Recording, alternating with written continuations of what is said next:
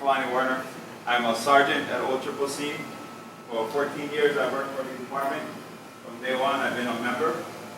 In April, I was truly blessed to get an opportunity to go to Washington and do a study tour with AFSCME. They stuck us in a classroom, 8 to 10 hours a day, just kept feeding us information, non-stop, the whole time we're out there.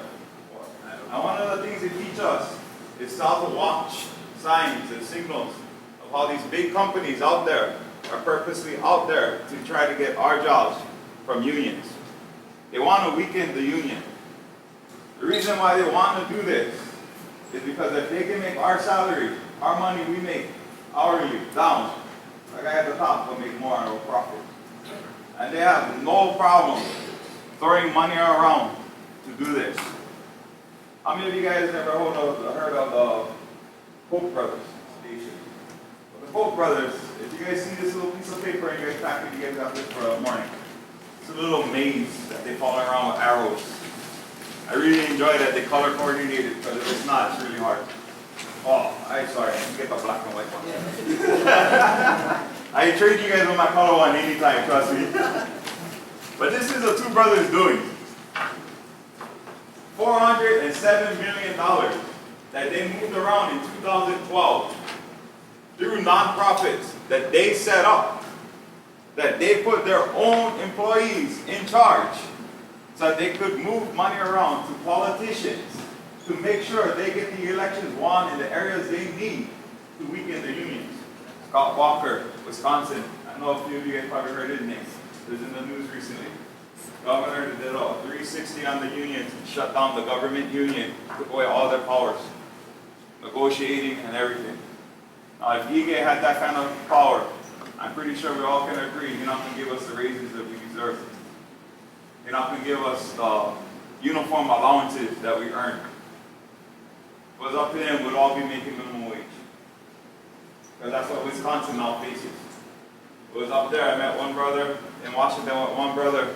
He was a former correction officer, and he was already saying he's meeting guys from Wisconsin that's worried that they're going to drop in their salary from $20-something an hour. Now they're looking at $8 an hour. That's where we come into CCA, Corporation Corrections America. These guys are notorious. They're here in Hawaii. They're lobbyists. They always want to privatize our prisons. They're always knocking on the door. Why? Because we're on the news for all the wrong stuff. I'm not going to lie to that. Brothers and sisters in corrections, we get in the news for all the wrong things. But every time something happens, those guys are knocking on the door saying, we'll do it for less.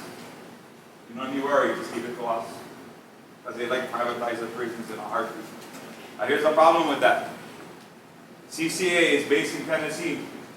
The governor in Tennessee right now is pushing really hard to privatize state college maintenance workers, prisons, city and parks, and refuge. CCA's board of the CEO and the governor sit on same boards of a whole bunch of nonprofits with each other, always whispering into each other's ears. As they here in Hawaii, like we said with Maui Hospital, and like I told my brothers and sisters in corrections, if they can privatize a hospital, how easy it is for come after one of us. How easy it is. So one thing they taught us up there is this program that they started in October. I was shown the opportunity. Without even asking or any questions, I'll jump on board. $420 on paycheck. I'm a foster parent. I know what it's like for a guy in Washington sign on a piece of paper and changes everything here in Hawaii for foster parents. So hey, we on political fun. My hands are so buds. I'll jump in. I was on board. Well, I'm in Washington, and they gave me more resources and on how to watch it, and I saw the more threats in here. I was pissed. But I was so happy at the same time that this pamphlet you guys got, it might have a different one, is there for us. So when guys inside these companies throwing around $407 million, we now get on fund that can bark back. They're not just going to step over us and keep walking. Push us aside and make it like nothing. Because it's just not a threat here, it's nationwide. And like how they were saying, AFSCME is $106 million nationwide, donating into this fund to back us up, to help us. And right right now, Hawaii is just like the other states. They're always trying to take our job. The front loaders, they try to go after us. The state hospital, they try to go after us. Like I said, corrections, they're always knocking on the door. Therapists, school, contracts, they're always looking to take the jobs away from us. But we get this now to fight back. We have this. So like I was saying, ever since I came back from April, I told all of them, you know what, go back, I can probably get about 30 people to sign up. I can probably get 30. I'm well over 120 already, by myself. I go out, corrections, refuge, anybody willing to sit down with me and have dinner, and I can sit down and talk to them and explain everything to them, break it down to them, show them how it helps. I sit with them and I talk to them. This is how much I believe in this program. Wednesday was my holiday pay. I forfeited that. Just so I could come out, look in the community and talk to all the members and pass the message on. I wanted to make sure I could get anybody, I could have my message too, so they could hear it. That this information needs to be passed around. Other one that I cracked up about is my dad, 30 plus years in the ILW organizer. Talking to one of my members in front of him one day while signing him up. When I was done talking, my dad said he would like donate. That's members, I don't even know how you do them. How old he is, he went on the website by himself and donated the full funds of what I was. Because he said as a union organizer, he knows how much it's going to help us. How much it's going to help fight for us. So coming up, we get some events.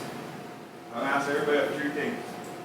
Get volleyball, we'll do horseshoes, we'll do all kinds of stuff.